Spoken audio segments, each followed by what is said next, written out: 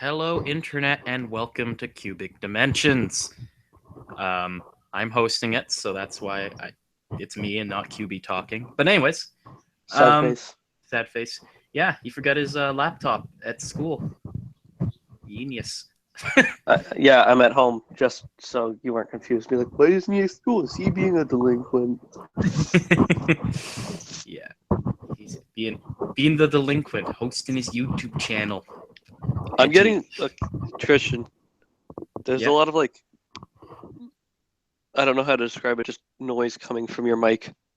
Is it still there? No, you're good now. Okay, I was moving it a bit. Hopefully, it's Okay. not doing that anymore. Have I ever? I think I've shown you my mic stand is literally a Rock Band microphone taped to a lamp, right? I've shown that. Yes. Okay, good. Um, Where? so, anyways, my first story, and you're gonna like this one, I think, actually, because there's an Woo! interesting connection. So Thailand's king, uh, Bu- Boom, bleh. This is a hard name. Thailand's king died, yeah. Yeah. Boomball Udala. It's a Thai name. I don't speak Thai. I'm pretty sure Thai people can't even pronounce that. Probably. Um, but yes, the 88-year-old man died in Bangkok on October the 13th, I guess. I don't know. The time zones will make it wonky as to what date it was here at the time. But anyways, he ruled the country for just over 70 years. He transitioned the country from the Kingdom of Siam, a sort of small rural country in Southeast Asia, into one of the regional powers in Southeast Asia. And he's kind of important because Thailand, I think, has gone through 5 different constitutions while he's been king. And during all that upheaval, different military governments and some failed different democracies along the way, he's been the one constant. So he's quite popular there. But I his. I like that. That could say one of two things. Now, obviously, it's the more popular thing, but at the same time, the reverse could be true. And it's just like, I mean, they like each new government's just like, I mean, we really don't need him, but we really don't need to get rid of him. Yeah. So he can just stay, I guess. And he's just kind of like sitting on his throne, like, oh, okay, cool.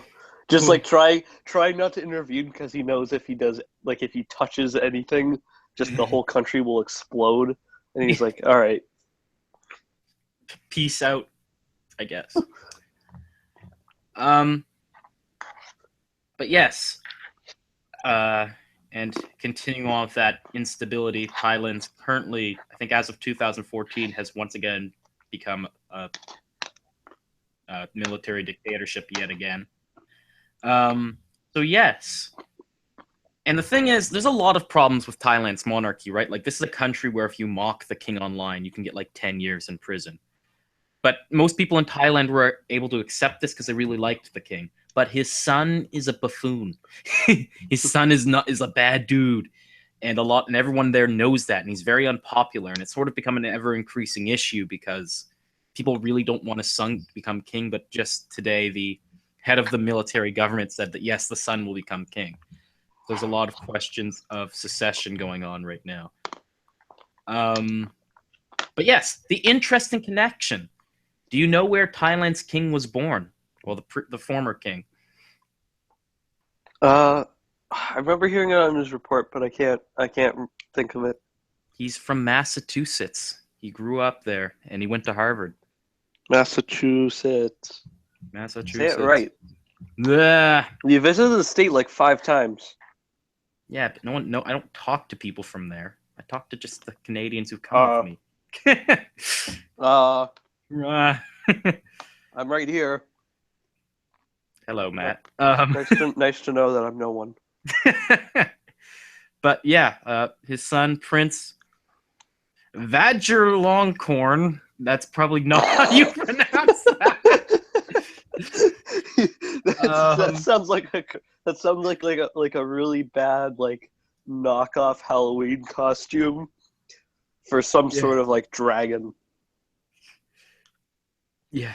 Like you know how You know how in like mythology, like there are those like sort of offshoot creatures that really aren't that different from like their more popular counterparts, Yep. and they just have ridiculous names, so naturally they've fallen by the wayside. His name sounds like he's one of those.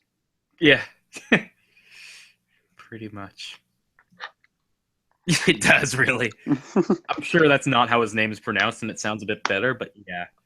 But yes, the son, very infamously, appeared in a video with his wife, who's significantly younger than him. They were holding an extremely expensive party for their pet poodle named Fufu. Um, Okay. and while they're having dinner, the wife is only in her G string while they're at like in a G string while they're at the restaurant, and it's just like very like this is not normal or comfortable. And anyways, it's become a rather infamous thing that's quite tied to the prince. So yes, thoughts because this is supposed this yeah. I've talked for quite a while now. Well, yeah, Southeast Asia is always interesting because, especially after, you know, direct imperialism, if you will, basically after World War II and the Vietnam War, the way that is developed politically is it's very comparable, I guess you could say, to Eastern Europe and it's or Africa. Mm-hmm. In that yeah, these countries have been around forever, and we're very familiar with these countries, but in reality, they've only been self-governing for very few years. Much, people talk about how young of a country America is, but in comparison to a lot of other countries, our government has outlasted a ton. Mm-hmm. At least when you're looking at current governments. So it's I don't know. It's very interesting to see. I'm very interested to see how this goes because like you said, Thailand has a infamous history of going through government after government. So maybe simply this will just be the same tides of history going on in Thailand, or because there's this loss of this popular, I wouldn't say strong man because he's not really that strong. He's obviously not had a lot of at least political influence. Uh, I'm interested to see if basically under this new king, the monarchy falls apart and perhaps it'll just throw Thailand into even more turmoil and it'll continue to spiral out of control, or it actually might make way for a stronger, more unified, and more coherent central government. I don't know. Yeah. It is worth noting on Thailand that the country actually was never colonized. It's been there since like before Christ. Like that's how old the concept of like a country in Thailand is. Worth noting that. Um, yeah, it's one of those few countries in Southeast Asia that pretty much consistently existed in some form for Good quite a for long them. time. Yeah. Although modern Thailand's a medieval concept, but nonetheless, that's still a long time considering some of the countries around them. Hmm. Um, anyways, I think that's a good place to leave that story. Keep the ball rolling. Come over to the next one. And I'm sorry, I'm leaving that out of this a bit because I think you said you didn't have a chance to really get a lot of stories. No, it's all right. Yeah. So this one is from that first one was from CBC. This one's from Foreign Policy Woo. because it's my favorite, and it's just kind of interesting given the current context. Talk about Eastern Europe and the current situation going on there. What I find fascinating is when you talk to Russians about Ukraine, they're under the impression Ukraine is a fictional creation, which I find very odd because clearly it's there. The people Well, there seem pretty convinced they're Ukrainian. well, so we actually talked about this in the foreign policy forum, uh, not this past week, but the week before, that my school holds. And, kind of like, as you acknowledged and I said earlier, a lot of Eastern European countries are sort of a new thing, and Ukraine is one of them. You know, since you and I have grown up in the post-Cold War era, we're used to seeing Ukraine as this clearly defined different country than Russia. But prior to the breakup of the Soviet Union, the Ukraine was basically a not just a subject of Russia like Poland was, but literally part of it uh, since the early days of the Russian Empire. Yeah, I think it was I think there's a group of people who come from Ukraine that were usually, you know, somewhat defined as different from the Russians there, but I can't remember what they were called. Slavs, Cossacks. Cossacks, right? Yeah. Cossacks, sorry. Cossacks. Anyways, complete side tangent. But anyways, I find it interesting with the context of what's going on there now because you're sort of seeing an increasing sort of sense of Ukrainian nationalism being produced by this war.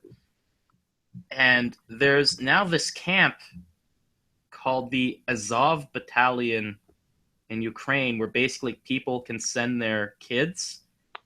And it's sort of like, it seems like it's a summer camp, but it can also double as like an after school program where you send your kids, they teach them how to use assault rifles, and they do military training and learn like patriotic songs and give themselves like pro-Ukrainian tattoos and stuff. Okay. Okay. Literally, their shirt is like two kids holding guns in front of like some Ukrainian national symbol. It's all very uncomfortable.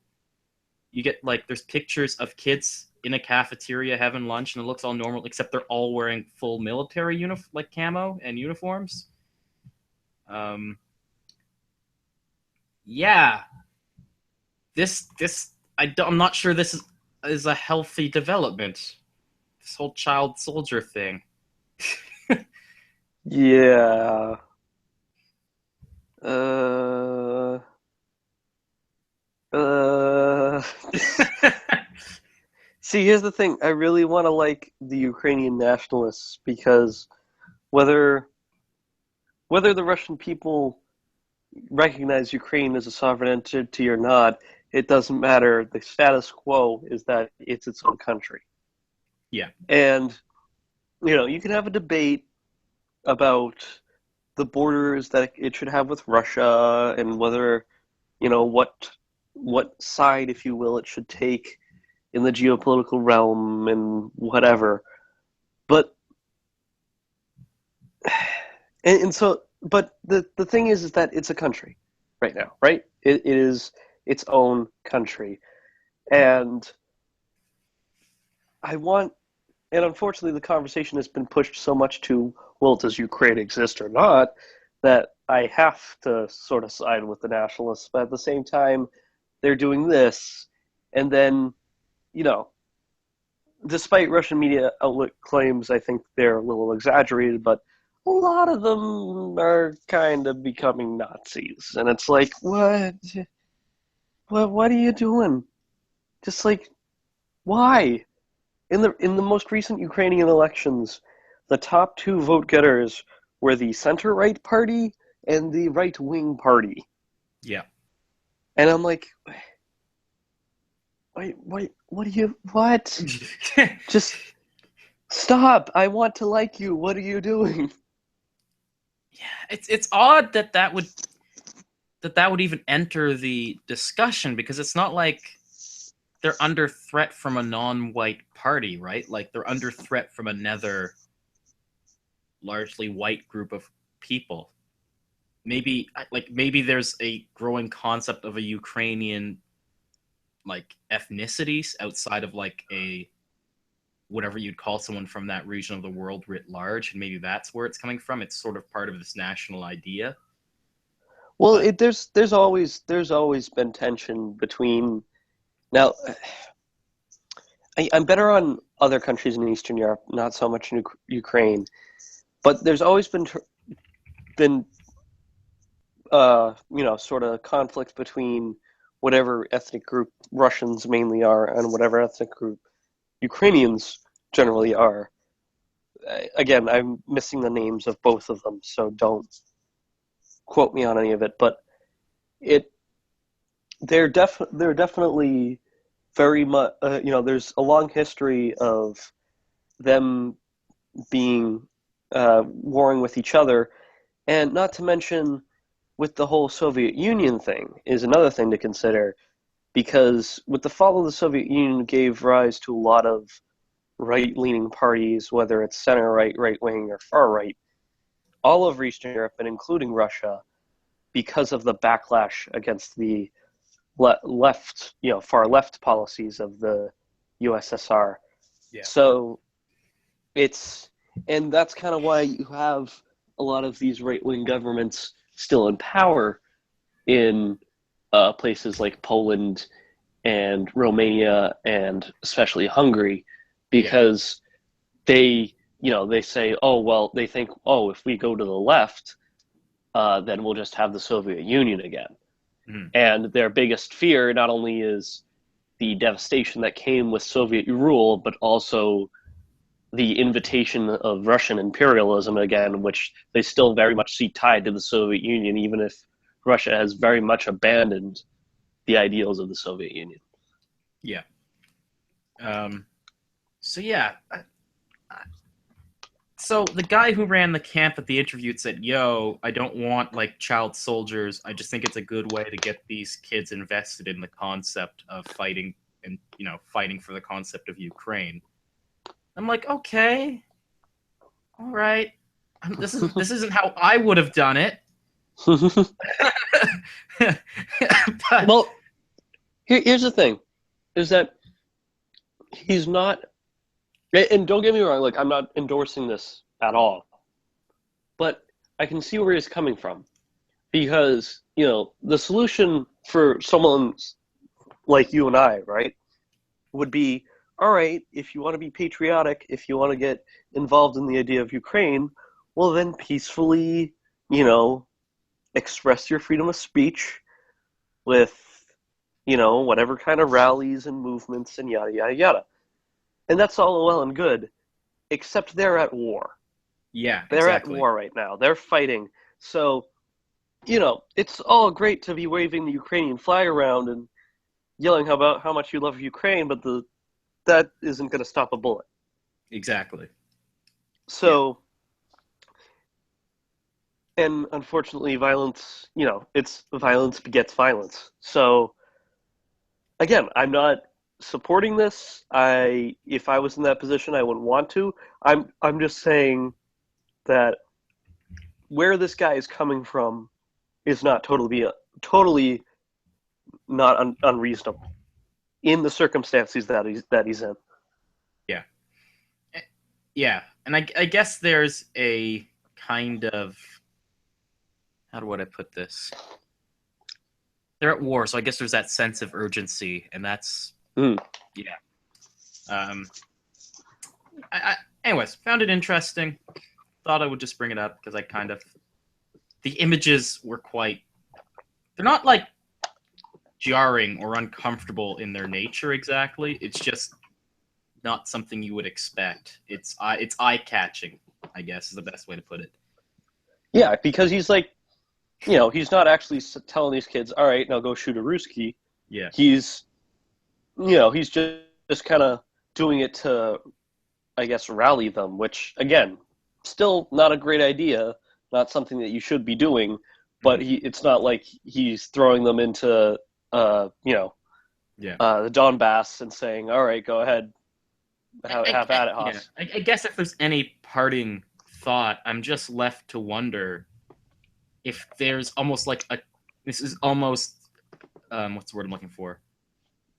Russia going against their own best interests in a sense, because if this is what it's producing in Ukraine, it's not producing a kind of, because Russia's doing this very big information warfare campaign where they try to, certainly with their own population especially, say like, look, just the Ukrainian government right now is neo-Nazis. Like, that's what they're straight up telling their people, and they're pretty convinced that that's what's going on, and that us poor stupid people in the West, just our governments are so invested in supporting a country against Russia that we don't realize that. And I almost wonder though if Russia, by going to war with Ukraine, is actually creating a stronger sense of Ukrainian identity in Ukraine that will make it harder to bring them into their coalition or, their circle of influence later down the road. Well, that was a big sticking point again in the forum that we had at my school, because when you look at Crimea, right, the Crimea incident, Putin absolutely was not just, he wasn't saying, there was absolutely no sort of trying to hide this. It was pretty overt. Yeah, we're taking Crimea. Yeah. Mine now. This is mine now. And again, if you look back in the history, it's not entirely unprecedented, because Crimea hasn't been officially part of Russia in only 60 years. Before 1950 something, Crimea had always been a part of Russia. Yeah. But that's a separate issue. Yeah. But with this Ukraine thing, even though he's still, infringing on the sovereign soil of a country, he is making every attempt to make it look like Russia isn't actually having any sort of part in this. Yeah. And I think it makes sense, because I think in a way he also does want a natural uprising of Russians there, because the thing, we had the person that we had to speak on this spent some time during the Orange Revolution back in the mid 2000s in Ukraine. And he said, it's not like Russians got this idea out of nowhere. A lot of Eastern Ukraine, you go to a train station, you read a street sign, you read anything, the top of it is in Ukrainian, the bottom is in Russian. Yeah. Because a lot of people still speak Russian there, and they have a great Russian cultural identity, but still identify with the Ukraine. Yeah. So it's and the end goal isn't necessarily to get Ukraine to become part of his sphere of influence. It's more to make sure that they just don't join NATO. And it's not an entirely unreasonable strategy, because we think of Russia as this big scary world power that could be another superpower again. But if you look on a world map, most of a lot of NATO bases, especially US bases, are surrounding Russia. Yeah. They don't have many overseas bases, and the only ones that they really do have are in countries that they used to have decent relationships with, starting back when they were the Soviet Union. So it's not entirely unreasonable that Putin just wants this one country, or a few countries between Russia and the West, to just be neutral. Yeah. Just so he doesn't feel surrounded, and his country doesn't feel surrounded. I guess then I don't really want to go on this too much longer, but it does raise something I do like to bring up. The importance of soft power and how much it's underappreciated. Because this is, as much as it's like NATO somewhat being, aggressive in its attempts to expand itself, it's also Russia's failure of its soft power to convince the countries around it that they're a reasonable alternative. Because at the end of the day, like Poland's not in NATO because NATO did something mischievous. Poland's in NATO because they're scared of Russia, and NATO's the best alternative to that. So if countries around Russia weren't scared of Russia, there would be less interest in joining NATO. Like, if Russia wasn't scary, would NATO even exist, right? But I think that's Russia's failure of their own soft power to be able to do that, and that says something to the U.S. as well. This NATO and its power is a victory of American soft power, but U.S.'s failure to do that in other regions more recently, I think it's because there's a lot of American politicians and Americans in general who think, oh, we got to go over there and bomb them. that quite often that's actually just not the most efficient strategy, and I think this is proof of that. What just to end on that, I think Putin is really between a rock and a hard place because he wants to be able, the big reason why Stalin never let go of Eastern Europe is because his country had been invaded in the last 100 years, 3 times. Once by Napoleon, once by the Kaiser, once by Hitler. And so he wanted a buffer zone between, basically any other power and his own country. And I see Putin doing a similar thing, except, obviously he doesn't expect any sort of military action. He just wants a plain old, just sort of neutral zone so they can have their own sphere of influence. Now, at the same time, he also needs to be macho. He also has to make Russia great again, for lack of a better term, because he can't look weak in front of his constituents. He's built this reputation, being former KGB, and with his previous incursions into Georgia, he's built this bravado of himself, right? Like that's his thing. And if NATO is knocking down their doorstep, saying, "Oh, see Estonia, Lithuania, Latvia, we're going to take those. We're going to take Ukraine. We're going to take Belarus. We're going to take Kazakhstan." And sooner or later, you're going to be surrounded by people not in your sphere of influence. And I think Russian people recognize that, and they say, no, Russia used to be a great power. We need to be great again, and we need to have, our sort of own corner of the world. Mm-hmm. And we can't have these Western imperialists knocking down our doors. So, and especially with the Russian economy tanking, Putin needs to do something to appeal to the voters. Because as corrupt as the Russian elections are, there is always the great possibility that he could lose. Mm-hmm. Because it's still a democracy, more or less. So roughly. and even if it isn't, if he becomes too unpopular, he can lose the support of the military. He can lose the support of everyone and just get plain old overthrown.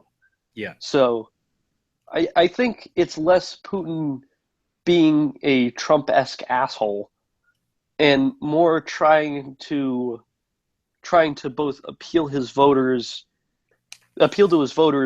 and also try not to start another world war at the same time. Yeah. Well, it'll be interesting, I guess, to see how him and Hillary Clinton go at it with each other. But anyway, moving on. I'm going to continue to be international because I like international stuff. It's a nice break from the constant, Well, we're losing all our American viewers, that's for sure. Yeah. This is what happens when a Canadian hosts. So I actually found this super interesting because there's just so many pieces to this story that you just don't see coming. So Nigeria. It's technically a republic. It's technically a democracy. Despite the Nigerian prince thing, I don't actually think Nigeria has a monarchy. I'm fairly sure. No, it doesn't. It doesn't.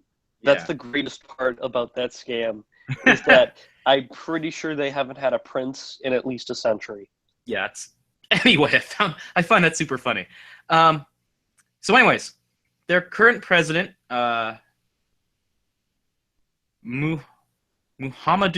Buhari. Actually, I pronounced that name. I'm happy with myself. That's reasonably close enough. Is married to a woman named Aisha Buhari, who's 28 years younger than him. And when he was running last year, she was a big part of his campaign. She's quite outgoing. She's good at public speaking. She's very good with handling the press. And, he not entirely, but a big part of his victory came out of her campaigning for him. But recently, she was on the BBC and said, the president doesn't know 45 out of the 50 people he's appointed, and I don't know them either. despite being his wife for 27 years. Some people are sitting down in their homes, folding their arms, only for him to call them up and have them make them head of an agency or a ministerial position. Okay, quick vacation. They got married last year. They got married last year, Yeah, she's 45. but she's 28 years younger than him. Yeah, so I'm she's just reiterating. but yeah. Okay, good. Anyways, He actually, well, okay, interesting thing. I'm looking at his Wikipedia page right now. He actually just got elected. He was okay. formerly the head of state of Nigeria from 1983 to 1985, and then I guess something happened. Yeah. And he didn't get back into power until just last year. Okay. Decent tide history there. Anyways, so yeah, she basically came out and said that if he doesn't change some things when the next election comes up in 2019, she won't vote for him and she won't endorse him. So, first of all, I find that very interesting because you don't imagine, especially like in the U.S. or even Canada, the wife of the president's like coming out and saying, "Nah, don't know if I support the guy." Not sure how I feel about this. So, anyways, when this happened, when he was first asked about his wife's comments, he was doing a conference with Angela Merkel. So his response, and he's with Angela Merkel when he says this. I don't know which party my wife belongs to, but she belongs to my kitchen and my living room and the other room. What? Yeah, that was his response. And Angela Merkel apparently just grimaced. So, yeah. Wow. Fascinating. Thoughts? Okay, Nigeria, I want to give them a pass because they've had a bad history with presidents recently. Yeah. So this Buhari guy, he defeated Goodluck Jonathan, Yeah. who has an awesome name, by the way. But a horrible record. But a horrible record, which is unfortunate.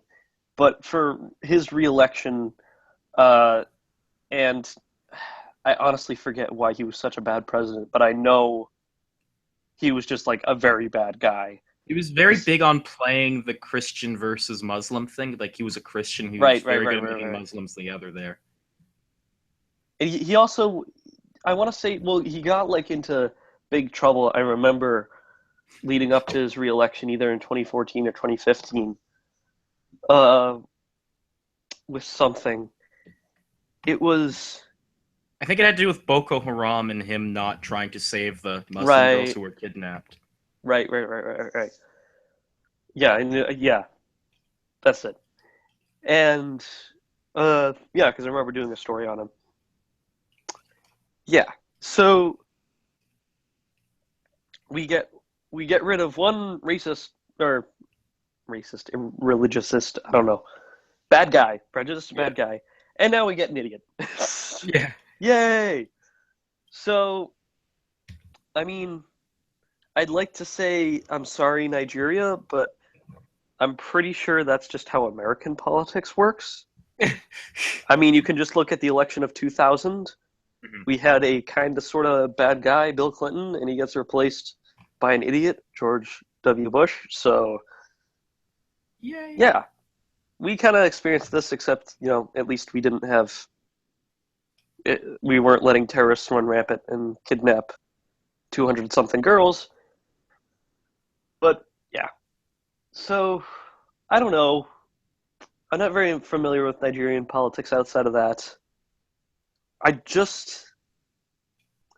be curious if they have approval rating polls and stuff like that, and what his approval rating looks like after that. Yeah, to see how people took that comment.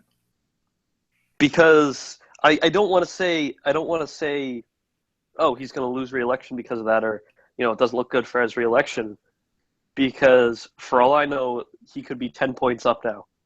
Well, it seems like it wasn't good for him because apparently he's now considering whether or not he'll even run for re-election.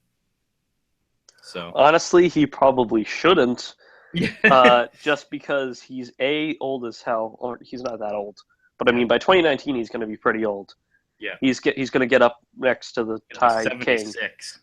Yeah, he'll be getting up to the next to the Thai King there. So he shouldn't. And also, like, dude, you're already dictator for like 2 years. You had your fun. Let someone else be dictator for a little while. I don't know if he was dictator because apparently Nigeria, because I think Nigeria on some level is a functioning democracy. On some level, it has some of the qualities of. Well, this is 30 years ago. Oh, that's true. He took over in a military coup. Oh, okay. Well, there you go. Yeah. That's like South Korea electing the former dictator's daughter. I'm just like, why you guys don't you guys find that uncomfortable on some level? Anyway, enough Nigeria. So let's finally bring things closer to home.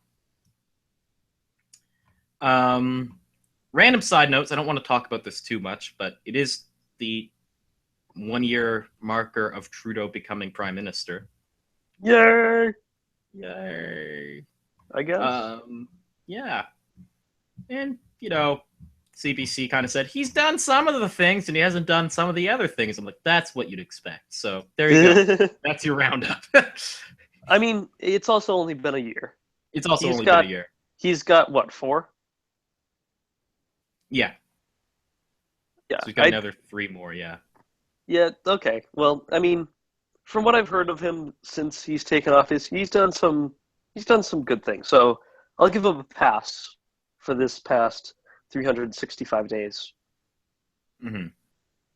Yeah. Yeah. Some of the things he has done were pretty noteworthy. So it's not like he hasn't done some things that were significant. But anyways, let's carry on to something that's really worrying me from America-stan, because as if all the news out of America-stan wasn't worrying these days. Except for Obama saying he wants to go to Mars. That's not worrying. That's quite hope-inspiring. Donald Trump will be like, "Don't worry, I'll give you an express ticket there, and guess what? It'll be a one-way trip." I could imagine him saying that. But yes, despite the incredibly awkward, if I'm elected, I'm going to get a special prosecutor to go after Hillary Clinton being like the most gasp, what the heck are you doing moment of the debate. Okay, can I just interrupt real quick? Sure. Andy Borowitz, who's fantastic, he said, Kim Jong-un quoted after Trump said that was saying, "That's a little harsh." Yeah. Yeah. So that was uncomfortable to watch. So anyways, that in mind, you've seen, especially coming out of that last debate, I don't know if this was probably always a thing, but it's certainly being given more attention. You're seeing people at these rallies. You see Trump supporters saying, look, they're basically taking the rhetoric from Trump to its logical conclusion. If Trump keeps saying the election's rigged, keeps saying, Clinton's in cahoots with the media, to keep, to put herself in power. A lot of his supporters are saying, well, if our democracy is already lost, why don't we take things to the next step and, overthrow the government? And you can see this from Mike Pence, who's like, he's not rational. Like, Mike Pence is like a bad dude. I guess Mike Pence is rational, but he's a bad dude. And you can see him like becoming increasingly uncomfortable with this, which produced this excellent moment where he said he would absolutely accept the results of a rigged election. So this gets me to two things. Why words matter. And the hilarious situation that GOP finds itself in. Words matter because it's something I've finally gotten my conservative friend here to accept. It's that Trump isn't a crazy outlier. Trump is a representation of the current GOP, or at least what the GOP has done to its base to try and make them scared and vote for them. You know, when you talk about ISIS infiltrating the government, when you talk about how widespread voter fraud is, you know, there's, I think one Trump supporter said that they believe that Hillary Clinton has already, like, Hillary Clinton supporters have already made all the election ballots and filled them out. So on election night, you won't actually, they're just going to count those and not what people vote. Like, when people have been told that by, you know, people they trust, and, you know, the very politicians they support are hinting at that, this is where they're logically going to go to. It's the reality they live in. This is what's going on. And as far as the GOP, like, this is why that was dangerous, because now you found yourself in this horrible situation where you if you either do the right thing but lose your re-election chances, or you support this madness, but I guess you get reelected. That's the really difficult spot you find yourself in. That's why you see so many Republicans, despite the horrible, you know, video that came out of Trump, they went to try and, like, you know, break off with him, but then in the debate he did what he needed to do to get his, you know, base energized, and they're like, we don't necessarily, we find his comments deplorable, you know, unexcusable, but I still support him. Like, you literally see Republicans saying that. It's Well, no, yeah. no. What you see happening is after the tape came out, everybody's like, he's awful. Blah, blah, blah, blah, blah, blah, you. You know, how could he be our nominee? Blah, blah, blah. And then a week later, when the story died down, oh, yeah, I'll vote for Donald Trump. Yeah, yeah. And it's like, are you fucking kidding me? Like, and I think, you know, I think Mike Pence at this point, like, he's a bad guy. Yeah. He is, like, if you want to talk about radicalizing the base to the point, you know, to the point that they are now, and, like, that being this, you know, Republicans' fault, that is most definitely his fault, because of what he's pushed. Yeah. But if you look at Mike Pence, and I'm sure if you talk to him, he seems like a perfectly rational individual. Mm-hmm. And honestly, I wouldn't be surprised if right now in his mind he's thinking, oh my God, what did I get myself into? I need to jump off this ship as soon as possible. And I bet he's behind closed doors right now with Paul Ryan and Mitch McConnell begging them, if Trump gets elected, impeach him immediately. Yeah. Because unless Mike Pence can be president, there is no sort of silver lining for this for him at all. Yeah. And that's all he was banking on, is he was banking on you know, the discontent with the Obama administration and the discontent with Hillary Clinton to be enough to elect him.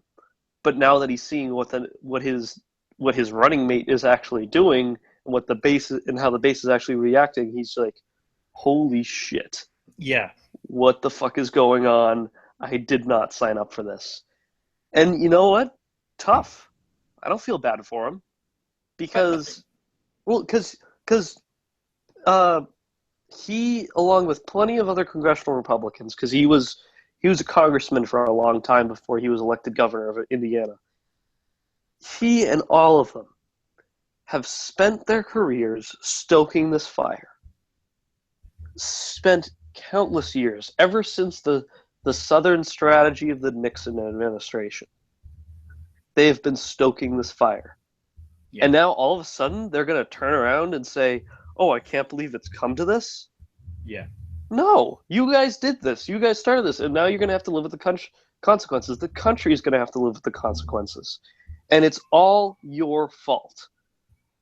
Yeah, and that's exactly what I was going to get to, is the consequences of that are what's real. Because if you haven't guessed by my earlier comments of, I find it'll be interesting to see how Putin and Clinton work with each other. I'm fairly convinced Clinton's going to win, but that doesn't change the fact that this culture, this like support base of like maybe tens of millions of people, maybe a bit, probably in that range. They are there now. They're much more open, they're much more open and comfortable with, making racist and sexist remarks. They live in this horrifying alternate reality and there's so many of them that it can't be ignored. And that's not going to go away when Trump loses. In fact, it might for a while get worse when he loses, and they see what they believe to be the worst case scenario come to fruition, and they see Trump get pummeled in the election. That's not healthy for a country. That kind of political division. Like I'm not sure, that could be something that rings for decades, perhaps, for the U.S. that will have negative effects for quite a long while, because I just don't feel this is something that will quickly go away. And I really hope that there isn't someone else in the wings who's a bit younger and maybe a bit snappier who can take advantage of that group of people and actually run with it. But certainly that is something that these people have wrought on the U.S. And I don't think they certainly don't have the guts to stop it now. I don't think they'll have the guts to do anything about it later. I honestly, the biggest thing that scares me about this is that how anti-intellectual the whole cabal of them are. Yeah. Because, typical political discourse is, here's a set of facts, let's debate the interpretation of those facts. Yeah. And that's how politics has been for the longest time. And that's why we were able to get compromise, and we were able to get decent politicians and decent Congresses because people could agree on the facts. These people can't even agree on the facts. And when you try to combat them with the facts, it's not only cognitive, it's not only confirmation bias. It's, well, Donald Trump has told me the facts are wrong, or X person has told me the facts are wrong, and these are actually the facts, and academia is wrong because it's all corrupt. And I don't need evidence to show that's corrupt. I just need to say it's corrupt, and therefore I'm correct, and therefore you can't trust it. Yeah. Well, what do you mean you can't trust it? Like, that's where facts come from. Like, I'm sure if you talk to this person, if you talk to anybody and you say, well, do you believe gravity exists? They'll say, like, of course. Well, the idea of gravity was produced by academia.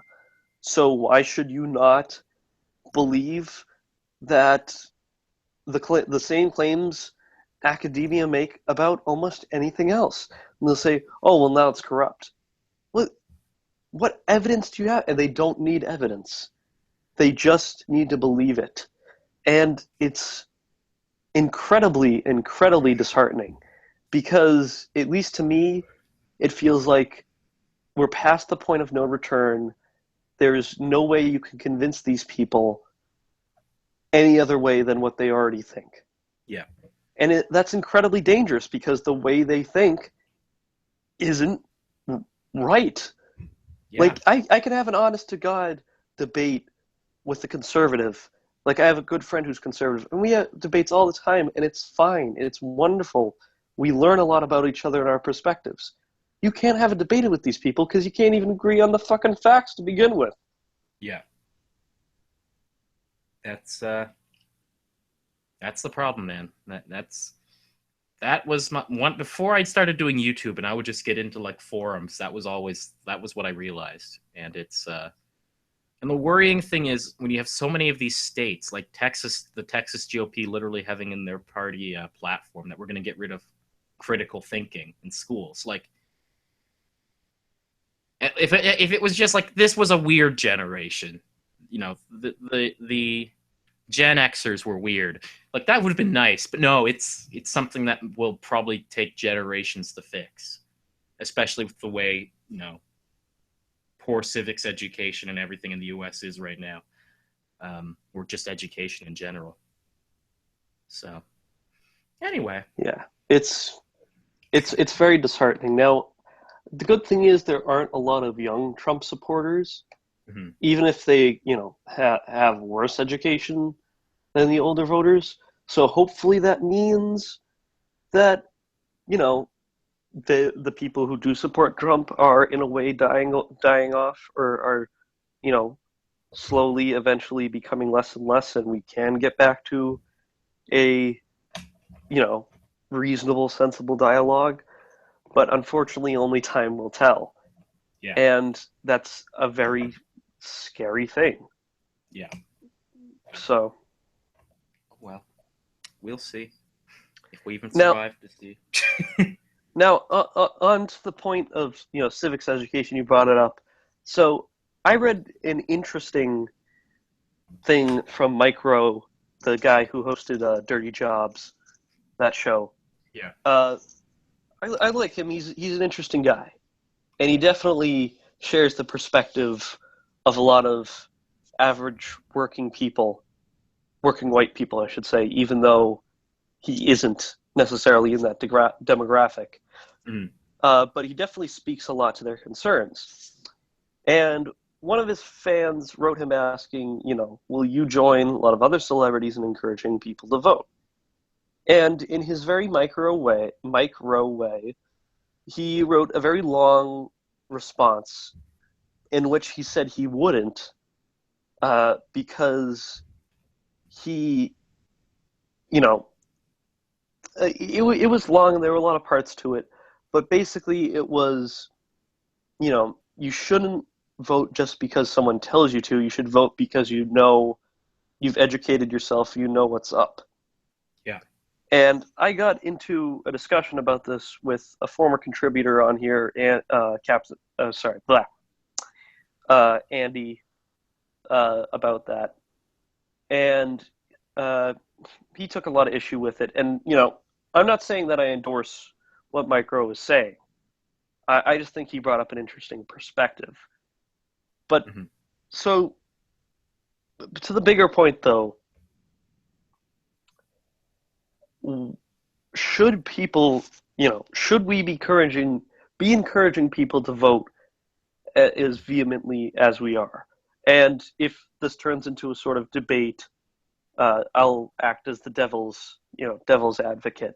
So what I'm going to be saying, I won't necessarily agree with, but Well, I don't know what the devil's advocate position is, but I've always been uncomfortable with the concept of everybody just vote. Like that's why I don't support like actually mandatory voting. It's because, in my opinion, if you didn't care enough to go out and vote, then it was probably better you didn't come out. um, so I don't think there should be like a test or anything like that. But I feel like you should be voting. I'd agree with them. The people who should be voting should be the people who actually, on some level, know. Like I feel like that's the aim when you say kids can't vote. It's like we want you to have achieved a certain level of education, an understanding of how the world functions before you start casting a ballot. Um, so that's kind of my perspective on it. And I guess that goes back to what I just said earlier. It's sort of tragic in a sense then that there's an inability to get people to appreciate history and, civics and all these things to be able to make informed decisions when they're voting, because I think that's really why those kind of classes are important. Even to a degree, that's sort of why English is important, just to get the critical learning, looking into what people are saying down. Um, yeah, so I guess that's my opinion. It's you would hope that after someone's finished high school, they would have the required knowledge to be informed voters, and it just so happens that they aren't. So maybe it's best if we don't convince the people who wouldn't have voted to just vote for the sake of it. hmm yeah, and that was basically his argument. And an interesting analogy he made, which is a little bit off, but it's more of the principle of the thing rather than the practicality of it, is that he was saying, voting is like owning a gun. If someone's going to own a gun, you want to make sure that they have, the money to take care of it, they have the right ammunition, they know how to clean it, they know how to take care of it.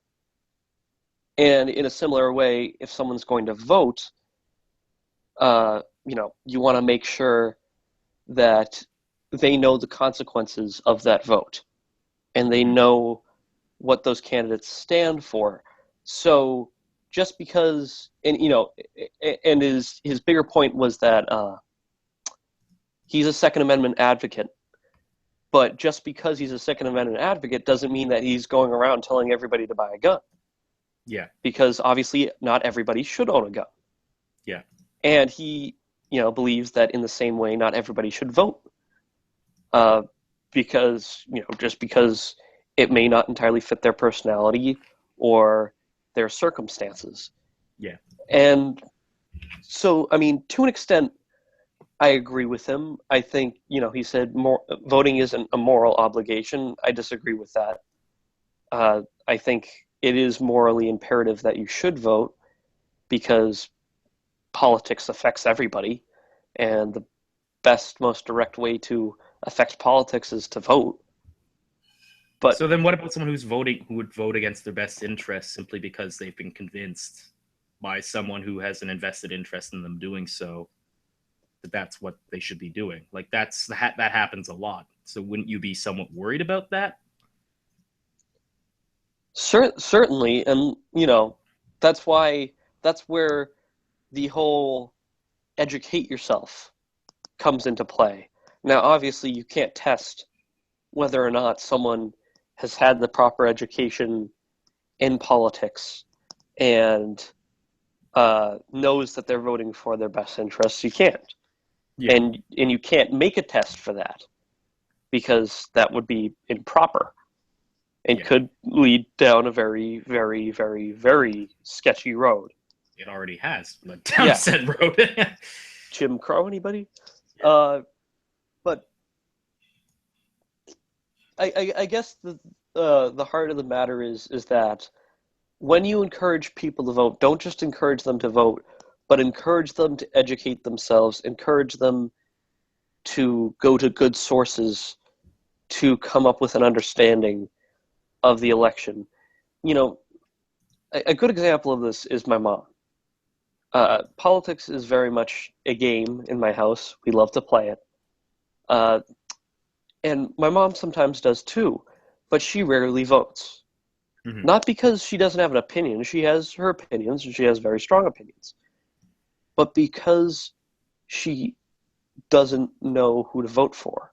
Yeah. And she doesn't, she doesn't research it on her own because, either she doesn't feel like it or she doesn't want to, she doesn't have the time, or she doesn't understand it. And therefore she doesn't vote. And I think that's a more intelligent decision than people who just absorb whatever comes by them and then vote. Yeah. So, yeah. I'm trying to remember. There was another point that he brought up that I was going to address, but I can't remember it at the moment. Regardless, I encourage you all to go read the letter. It's probably on his Facebook somewhere or something like that if you type in micro on Google. But it's definitely an interesting response. Obviously not a flawless response, but it's an interesting response. There are few responses as flawless as Obama's response to Alex Jones. But anyways. Have you seen the video of that? Yeah. Of Alex Jones, though? No, I did see Alex Jones. Oh, wait, Alex Jones originally saying that? Yes. Oh, yeah. I did see that, yeah. That was, oh my God, I was dying. Yeah. I was laughing so hard. If anybody hasn't seen it, go watch it right now. It's literally him just losing his mind, like bawling his eyes out. It's terrific. And he's just like, these White House who say that Hillary Clinton is a demon. He's just like, these people are evil. They hate you. They hate your children. I'm like, dude, do you have nothing better to do with your life. Like you're literally just a very sad person. Or maybe he's And brilliant. Like, literally, think about it. He's out there just coming up with random bullshit. And he's getting like 5,000 views a video. And here we are. Like, actually, like, you're going to school for this. And, like, I actually sit down and spend like 4 or 5 hours a week, like, reading up on this. and, I and it's not getting the same viewership. Clearly, he knows something we don't. he you know what? He'd make a good writer. I'd like it if he wrote fiction books because they'd That's true. probably be entertaining. But Yeah.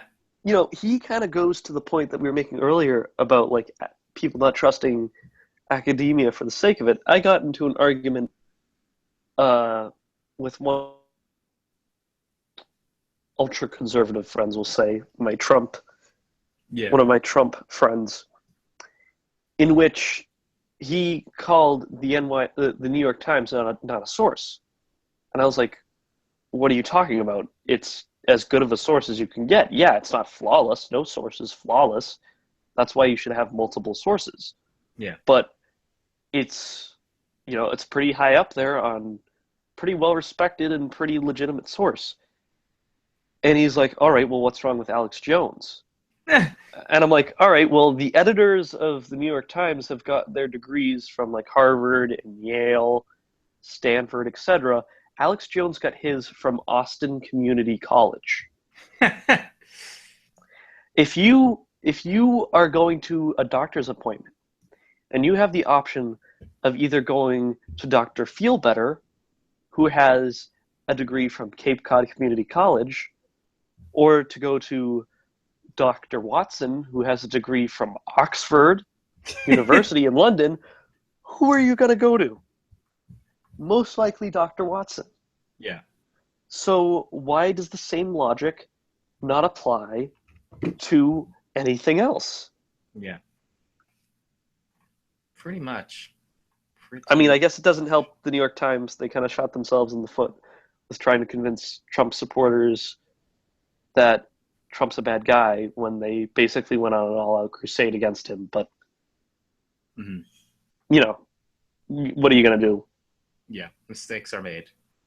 Well, I don't think it's necessarily a mistake. I think it's either, hey, let's publish this story, about the sex thing and the tax stuff, or we hold on to it and because this is stuff people need to know. No.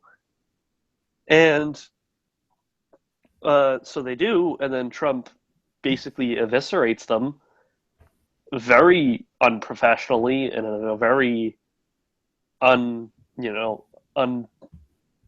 unfounded way. So what are they going to do? Sit back and take it? Yeah. No. If I was the New York Times, I'd be like, all right, you want a war? You got a war.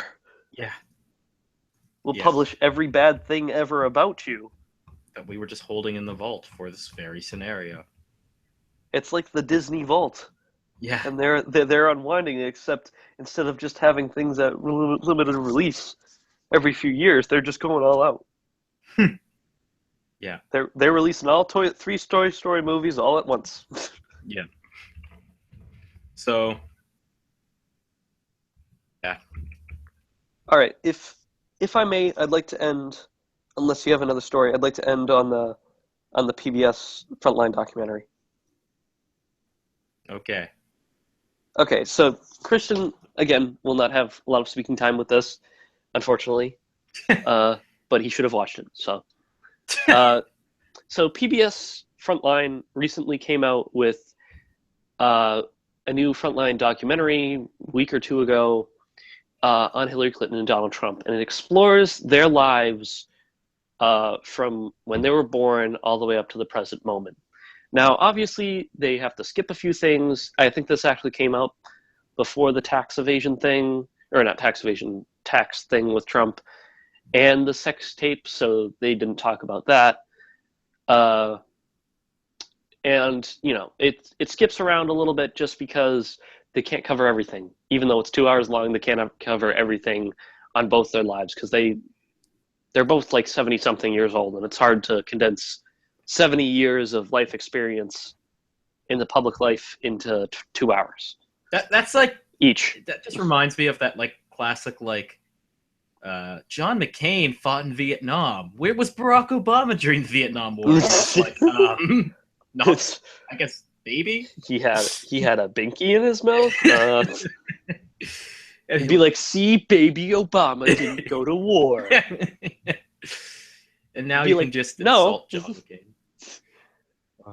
They did actually talk. I think they actually only talked briefly, but they did talk about Trump's draft dodging.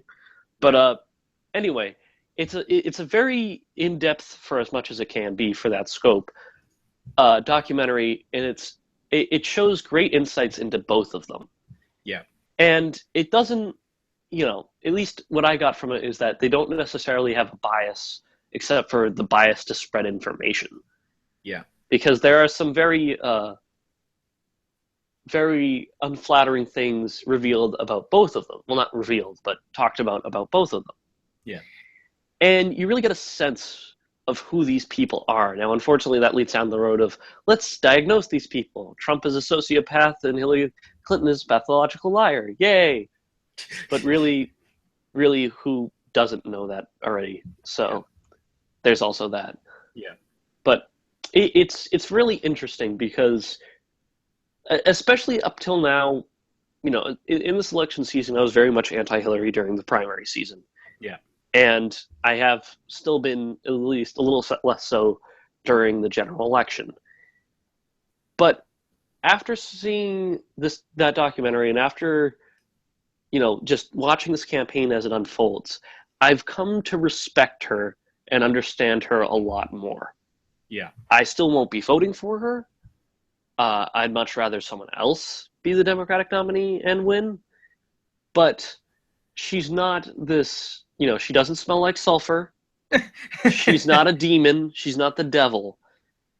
And I came close to believing that during this election season. And especially with this documentary, really brought me back to reality and realized that, she's not a perfect person. She's not the best candidate.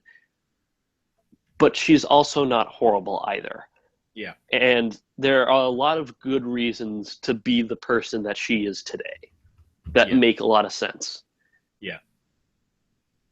Yeah. It's it's funny because it just reminded me of the debate when they asked them, "Can you say a good thing about the other?" I don't know. Maybe it's because I don't like. It's so hard to. The problem is Trump's just. It's very hard to find like a rational Trump supporter because usually that's not two words that come in the same sentence. That you can actually like learn something valuable about like him as a person to like humanize him. But certainly Hillary Clinton, that's been something that I've been able to do. And certainly like it's interesting as well. I don't know if you've done this, but talking to like middle-aged women who are into politics, who are invested in this, you end up with a very different understanding of her and why there's such vehement support for her and where her base is coming from.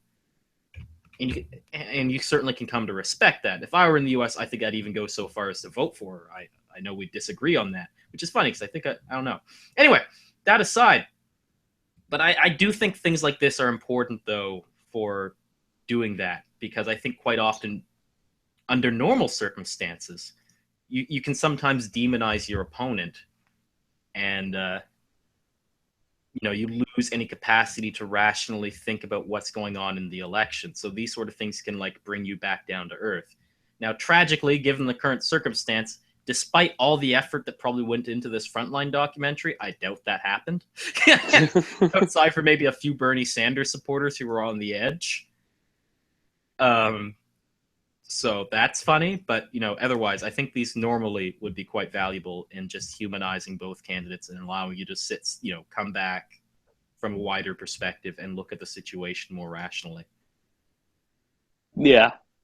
And to your point about, like a lot of women supporting her, originally it was just, sort of the same reaction a lot of people had to black voters in 2008 who liked Obama. They're like, oh, well, of course they like him because he's black. Yeah. But it's like, yeah, they have a decent reason to think that, just 150 years ago, all of them that were here were slaves. Yeah.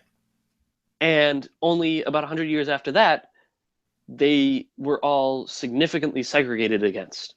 Yeah. Discriminated against, and even to some extent today are still like that. So yeah, Yeah. of course they want a black president. Like, yeah, that makes perfect sense. And yeah, in my talking with a lot of uh, women, obviously it tends to be middle-aged women, but a lot of women, even if they don't necessarily like Hillary Clinton, they love to see how far she's come.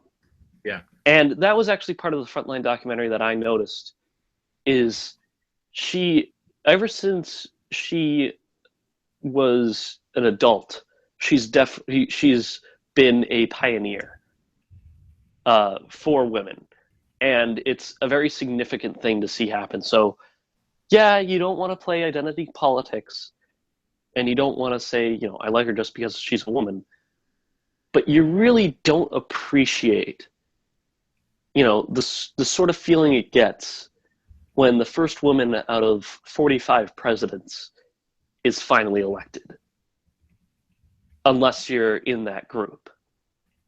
You really appreciate it, and people have short memories. The first Irish Catholic president was JFK, and you know that doesn't seem as much of a big deal. Yeah, just another white Christian. But to Irish people and to Catholic people, that was a very big deal because it's like, hey, we've been discriminated against, obviously not as significantly as black people, but we've been discriminated against and for a long time. And now the country trusted someone in our group enough to elect them to the highest office in the land. Yeah. That's incredibly significant. Yeah. So, while it's still not a Trump, an argument that can trump all other arguments, Yeah. I've come to appreciate it more. And speaking of Trump, the Frontline documentary has really showed me how much of a fucked up childhood he had.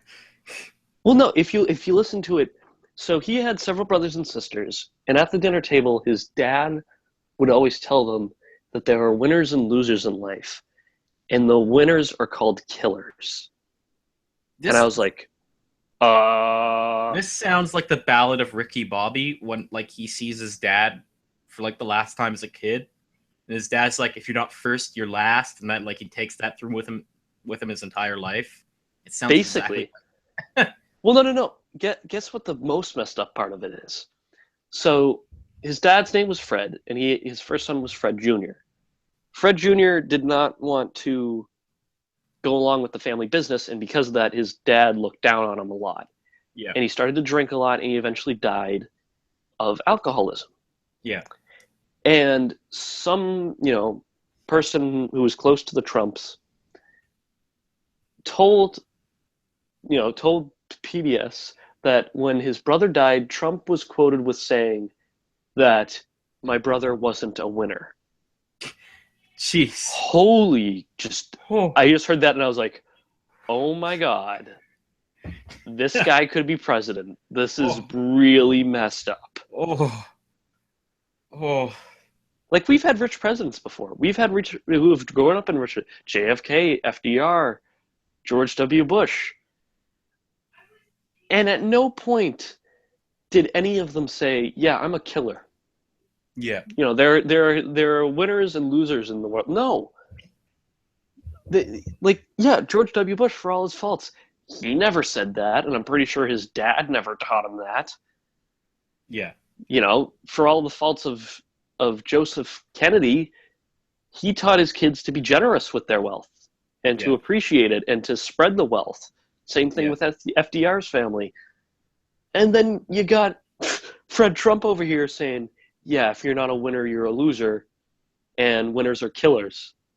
It's like, Jesus Christ, dude! Way to emotionally scar your kids for the entirety of their lives. Yeah. Jeez. Wow. Okay. Well, I don't think we can go anywhere with that, so I think we'll call it there. So yeah, I want to thank you guys all for watching. We will hopefully be covering the debate Wednesday night, Hopefully, unlike last time. like last time. Do the first one, do the last one. No one cares about what happened in the middle. Unless, I don't know, something really crazy happens. I mean, nothing happens in the next debate. Like Trump, like literally just stops doing cocaine for an evening. And he comes out and just is like in completely like quiet, calm, and rational. Like, I guess that would be worth covering. Actually, be so out of character. He's going to shit on the debate stage. I'm calling it. He will just pull down his pants and just drop a big one. That would actually not be too terribly shocking. I'm just shocked he hasn't like done like just jumped at Hillary at some point. Like I'm shocked it hasn't happened yet. It's gonna happen. He's gonna do the lurking thing again, and then he's gonna Trump on her. Yeah. But no, he's going to take a massive dump, and then he's gonna he's gonna point out and say that's the Obama presidency. That's gonna be the Clinton presidency, and people are just gonna look at him like, oh my god, what are we doing? Alex Jones would be out there defending him, though. He'd come with some crazy conspiracy I can't even like put my head around. He'd run up, stick his nose in it, and be like, "Yeah, that doesn't smell like sulfur." Yeah, Hillary has to do it as well now, just so we can test. Anyway, so yeah, like, fave, comment, subscribe, all of that stuff YouTube people ask you to do because it does help. I am told by people who actually look into the logistics of YouTube. Anyways, we will see you all Wednesday. Yes, we will see you all Wednesday. Thanks for watching. And as always, have malice towards none. Ha!